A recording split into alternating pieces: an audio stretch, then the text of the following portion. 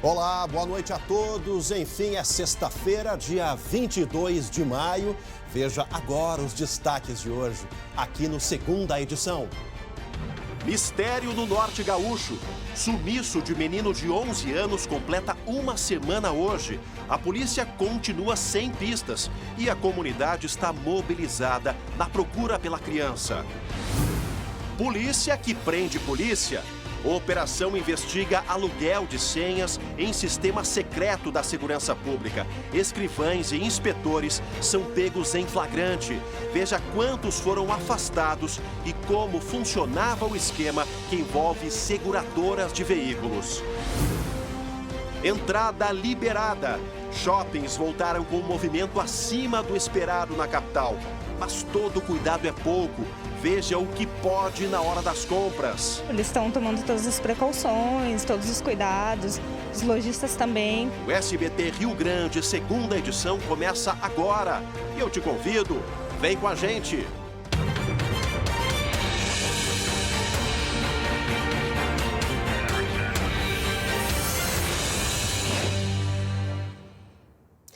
Olha, pessoal, a sexta-feira é para ser um dia mais tranquilo, mas essa regra não vale para a política. Daqui a pouco, a repercussão do vídeo da reunião do presidente Bolsonaro com os ministros. O STF quebrou o sigilo.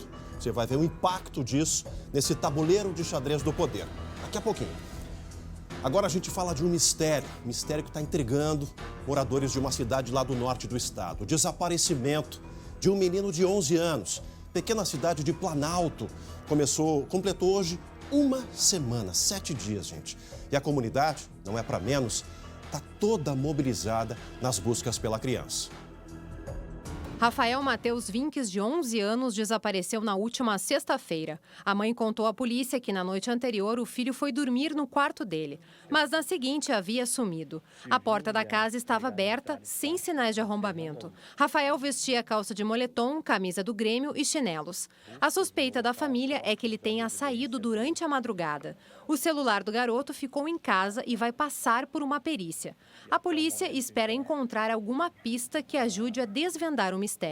No último fim de semana, policiais e bombeiros fizeram buscas na região. A comunidade de 10 mil habitantes está mobilizada à procura da criança. 10 mil pessoas tem a pequena cidade de Planalto, lá do norte. Está aí a imagem, gente, do Rafael, desse piá de 11 anos. Uma semana já, sem nenhuma notícia. E olha, o que a gente sabe, que a nossa equipe apurou lá junto à Polícia Civil, que na semana que vem já deve ter um resultado da perícia do celular dele. Vamos tentar imaginar a cena do que aconteceu na última sexta-feira. Toda a família em casa, né? Mãe, padrasto, irmãos, enfim, toda a família. E de repente, durante a madrugada, a porta se abre. E nenhuma notícia do Rafael. Estava com a camiseta do Grêmio, calça de moletom, chinelos e nenhum vestígio da passagem desse guri por lugar nenhum. Imagens das câmeras de segurança aí da cidade, de alguns locais, já estão nas mãos dos investigadores, podem apontar aí alguma direção, mas a polícia e toda a comunidade não tem nenhuma pista. E a cada dia que passa, a cada hora que passa, infelizmente, as notícias, as chances de notícias mais positivas, elas se reduzem. Porque um piá de 11 anos não ia ficar uma semana desaparecido sem dar nenhuma notícia. Mas eu tenho certeza que esse caso vai ser desvendado. A verdade vem à tona a partir da semana que vem. E a gente vai continuar acompanhando. E olha, agora a polícia investiga um caso de assassinato. É outro mistério aqui no Rio Grande do Sul, que envolve famílias. 3 pessoas da mesma família, lá de Passo Fundo, uma cidade bem maior do que Planalto. As vítimas, gente, foram mortas em casa por asfixia. E o detalhe é que 3 crianças entre 1 e 5 anos presenciaram esse crime. Acompanhe. O crime aconteceu na última terça-feira em Passo Fundo. Jennifer Padilha, de 26 anos, o cunhado Alessandro dos Santos, de 34, e a sobrinha Kathleen Padilha dos Santos, de 15 anos, foram mortos em casa. De acordo com a investigação, o crime não se trata de um assalto. A nossa linha de investigação principal agora se estabelece efetivamente no homicídio. Havia crianças, que acabaram sendo colocadas num cômodo da casa enquanto tudo aconteceu. que é o relato que nós temos desse menino de 6 anos. Segundo a polícia, os criminosos se passaram por clientes da loja virtual de Jennifer. Dentro da casa, asfixiaram as 3 vítimas. Um detalhe que intriga os investigadores é que o crime foi silencioso. Nem familiares que moram no mesmo terreno e nem vizinhos desconfiaram que algo estava acontecendo. A gente acredita que ainda possa ter havido ameaça com algum tipo de arma para que eles pudessem ficar submetidos àquilo sem reação. O que se vê do local é que eles não reagiram, então eles tinham que estar sob uma grave ameaça. Esse amigo de infância de Alessandro pede justiça. Nunca tiveram problema nenhum e a gente fica muito triste mesmo, né? Espero que a justiça venha aí apurar os fatos e ser resolvido tudo isso. Se passaram por clientes, né? Da jovem que já tinha uma loja de roupas virtual. E com certeza, gente, para matar essa garota de 11 anos junto, é porque ela conhecia alguém. Uma criança entre 1 e 6 anos, tinham as crianças da casa, crianças menores, e a de 11 acabou sendo morta junto. 15 anos tem a menina, ou seja, muito provavelmente as pessoas que foram até a casa e cometeram o crime eram pessoas conhecidas da família, porque chegaram ali sem nenhum problema para entrar e fizeram o que fizeram. Asfixia, mas com certeza tinham alguma arma de fogo para não haver nenhum tipo de barulho dentro de casa.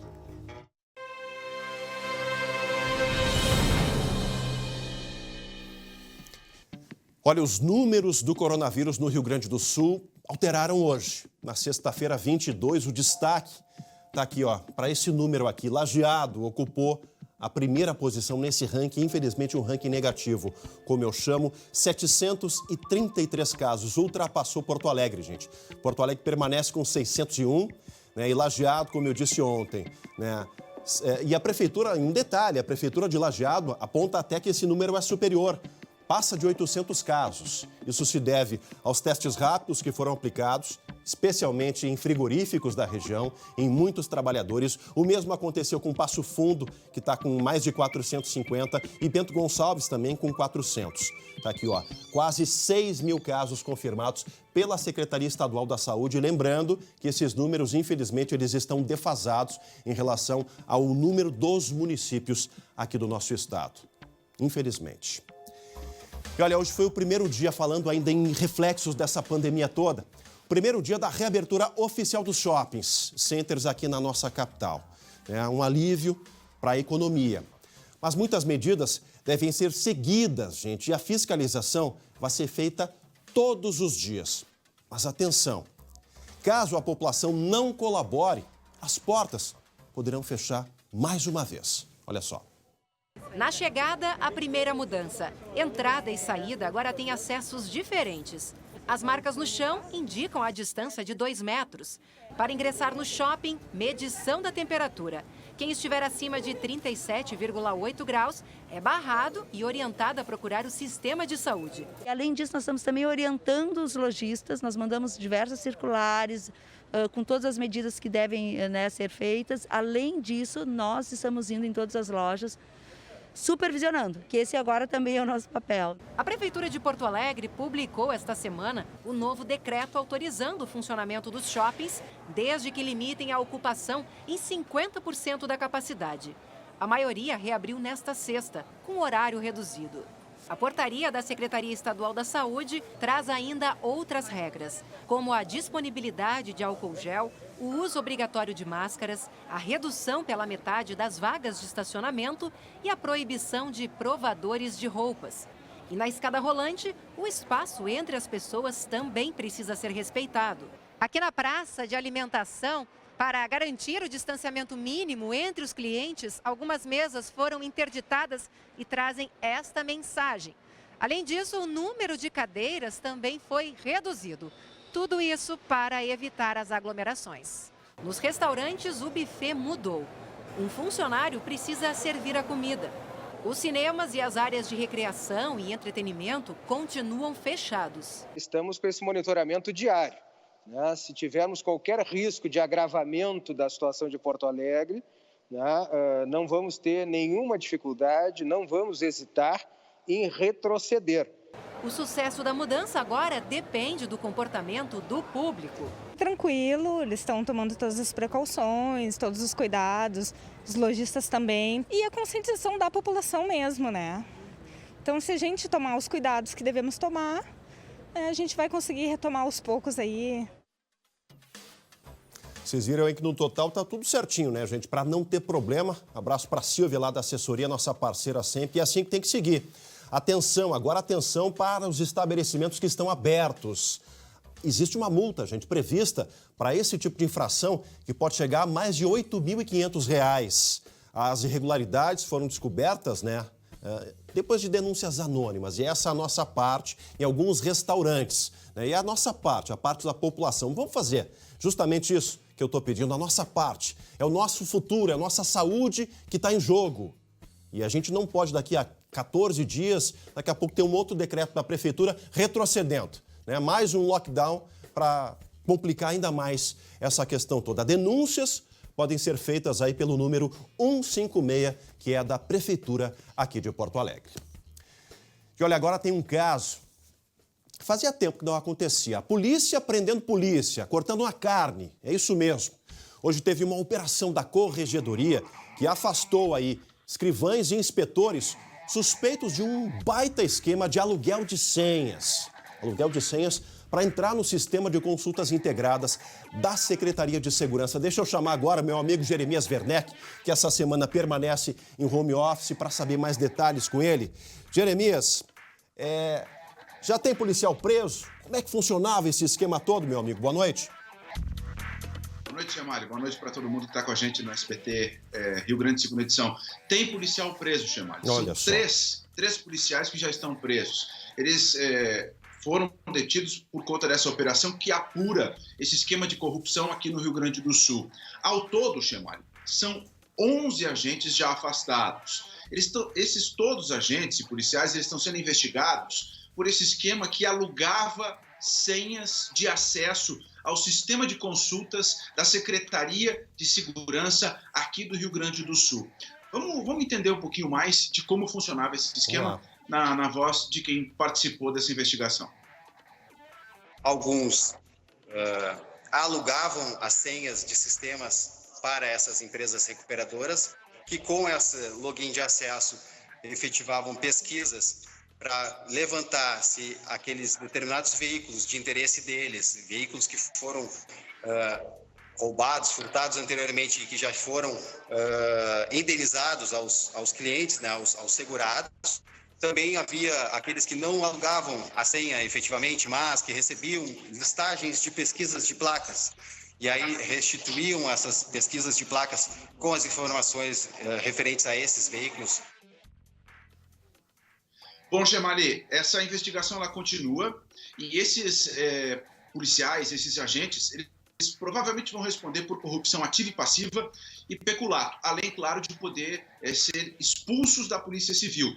A informação também é de que eles não atuavam como uma quadrilha, cada um atuava individualmente. Mas essa investigação, que já dura 2 anos, ela vai continuar, Chema. Agora, Jeremias, a Corregedoria não divulgou o valor que esses policiais receberiam para emprestar, para alugar essas senhas, né? Isso aí ainda é objeto da investigação, né?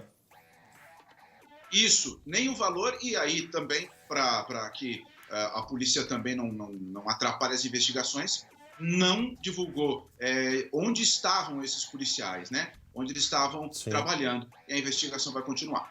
Tá certo. Jeremias Werneck, obrigado pelas informações, uma ótima noite de sexta-feira, baita final de semana. E até a semana que vem, meu velho. Tá aí, Jeremias Werneck, direto de casa, gente. Seguimos aqui com a segunda edição. Olha, curiosa essa notícia de agora. Uma estudante de psicologia foi presa depois de receber R$5 mil em notas falsas. Isso tudo pelos Correios. Esse caso aconteceu aqui em Porto Alegre. Depois de uma análise aí feita pelo Raio-X, os Correios encaminharam a correspondência para a Polícia Federal, com autorização, claro, da Justiça. Os policiais acompanharam aí a encomenda até a casa da jovem, tudo aí monitorado. Um funcionário dos Correios fez a entrega e aí a universitária foi abordada na sequência. Um pacote com as cédulas de 20, 50 e 100 reais falsas foi aberto na presença dos agentes. As notas falsificadas foram enviadas lá de São Paulo. E essa estudante de psicologia foi presa em flagrante pelo crime de moeda falsa e conduzida à Superintendência da Polícia Federal aqui no bairro Azenha, em Porto Alegre.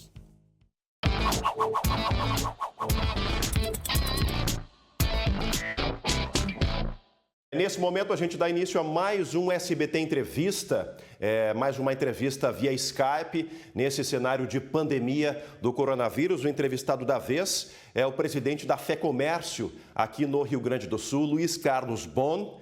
Presidente, obrigado por nos atender ao SBT, nesse SBT Entrevista. Obrigado, Marcel Chemali, é nosso prazer atender o SBT Entrevista. A gente percebe durante essa pandemia toda do coronavírus, ações de solidariedade, ações positivas, e a FEComércio é uma entidade que não fugiu aí à sua responsabilidade. Realmente, esse é o lado bom que a gente pode ver dos brasileiros, né? Nós sempre somos muito solidários, as empresas também o são, porque são comandadas por pessoas. O Mesa Brasil entregou agora, até este período, de janeiro para cá, 462 toneladas de alimentos para 279 mil pessoas atendidas. Já foram arrecadados em dinheiro 54 mil reais em lives, e esse depósito foi feito em conta do Mesa Brasil, e esse valor está sendo convertido em alimentos para doação.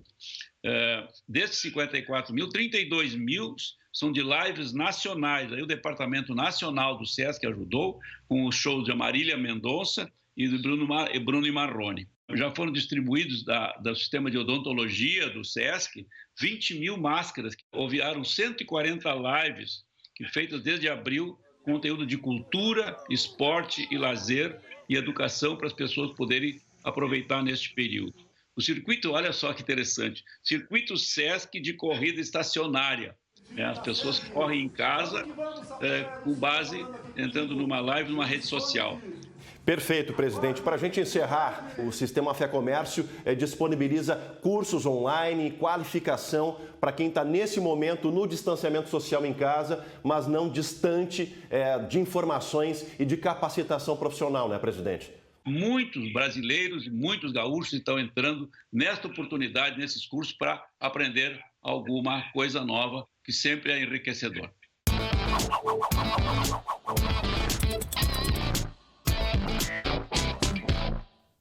Forte abraço a todos os associados da FEComércio. Ainda hoje, aqui no Segunda Edição, a história da modelo gaúcha encontrada morta em São Paulo. Ela foi enterrada hoje em Parobé. E para aliviar, gente, os chefes da quarentena estão se arriscando nessas delícias. A bola da vez hoje é o pão. A gente volta já já.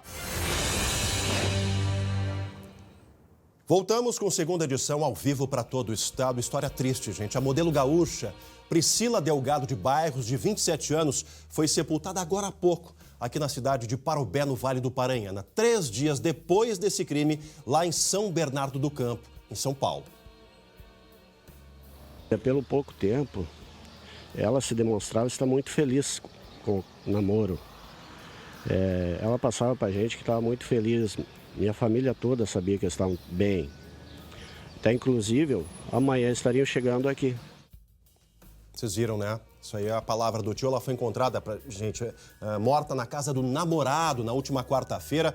A jovem nasceu em Campo Bom, morou por 10 anos em Parobé, onde foi rainha da 13ª festejando em 2010. Em um vídeo gravado no hospital, Paulo Bilinski, de 33 anos, namorado dela, foi atingido com 6 tiros. O Paulo é delegado de polícia, instrutor de tiros e professor em uma escola de cursos preparatórios para concursos de segurança pública. Ele segue internado no Hospital Mário Covas, em Santo André. Tudo teria acontecido em uma discussão entre o casal. Olha, agora a gente segue aqui no Segunda Edição com um assunto bem mais leve. Ficaram com aquele gostinho de quero mais depois da nossa reportagem de ontem sobre os chefes da quarentena? Não é para menos, né? Pois hoje tem mais. A repórter Luciane Coman se arriscou pela primeira vez na arte de fazer o pão. Será que deu certo? Acompanhe aí. O fogão virou divã. As panelas, uma terapia. E se a quarentena exige paciência, o preparo de um alimento milenar pode ser o melhor exercício. E já que virou moda fazer pão, eu também decidi me arriscar. Eu peguei a receita da minha sogra, parece simples, mas eu nunca fiz. Entre os ingredientes básicos estão farinha, água, gordura, fermento. Tão fácil e, ao mesmo tempo, tão desafiador. Basta um deslize pro pão sair do forno nada fofinho. Alguns nem parecem que são feitos para comer. Achar o ponto ideal é quase uma tarefa de gincana, mas não é impossível. Macio, delicioso. O Adriano é um designer apaixonado pela panificação artesanal. Como ele leva jeito, começou a ensinar receitas pela internet. Cada marca de farinha absorve uma quantidade diferente de água. Então, o ideal é o quê? Você medir a quantidade de água que vai na receita e ir colocando aos poucos. Vai sentindo aquela massa e até chegar no ponto desejado. O tempo de fermentação é outro segredo. Ele varia de acordo com a temperatura ambiente. Então, é tentativa e erro. E como será que foi a minha estreia? Ó, tô orgulhosa aqui dos meus primeiros pães. São integrais, tão bonitos. Agora, se ficaram bons, aí já não sei. Tem que provar.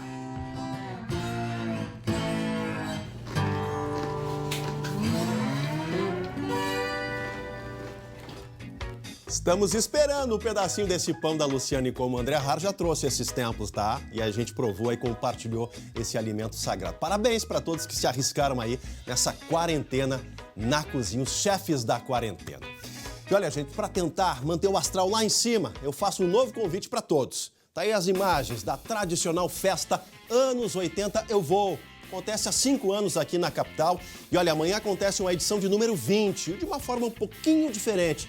Vai ser uma live para o pessoal curtir em casa, mas com pista de dança montada, jogo de luzes e muita música bacana da melhor década do século XX, pelo menos para mim, né?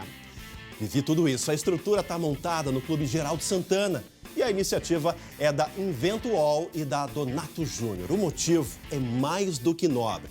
Diversão, é claro, e solidariedade. Enquanto tu dança, tu curte com a tua família o som, também pode fazer doações que vão ser repassadas para quem trabalha com o setor de eventos, que deve ser aí o último a voltar nessa questão da pandemia. Quer curtir? Acesse ali, ó, amanhã, www.anos80euvou.com.br. Imperdível. O pessoal deve estar bastante animado. Vai ter tudo. Você vai curtir em casa como se a pista de dança tivesse na sua frente. Olha, a todos uma ótima noite de sexta-feira, um baita final de semana e daqui a pouco no SBT Brasil todas as repercussões do vídeo que o STF liberou o sigilo da reunião do presidente Jair Bolsonaro com os ministros. O que vai acontecer daqui para frente? Você vai acompanhar no SBT Brasil. Um grande abraço a todos e até segunda-feira. Tchau, tchau.